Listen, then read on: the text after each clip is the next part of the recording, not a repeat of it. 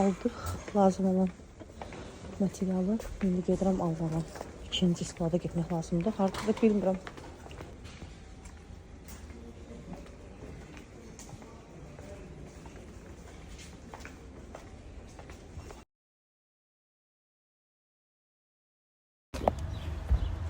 Balkondan çəkiş seçdik. Seçdik yəni seçdim. Gördüm məhlədə lazım olacaq. Qəribə bir mağazindir. Başqa bir mağazindən alsan, sklada ayrı mağazinə gedirsən və bura QR kodunu göstərirsən. Отсканировано. Отсканировано. Bununla açıldık. Sklad 2. Buradan götürməliyəm. Mehman da qırağa gedir. Yine Qarabutkaya göndərirlər.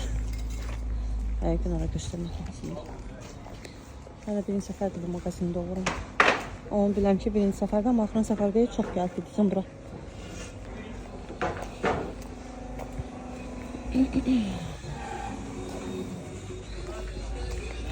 Здравствуйте, вы? Да? Нет, я. Это вот я. А почему Вот это? тут Вы вы? спросили, вы? Мы? Где вас пошли? Наша машина вот белая.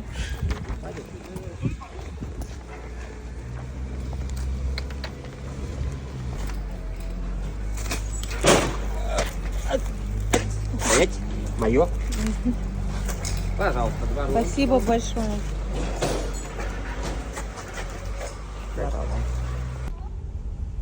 Что, alo.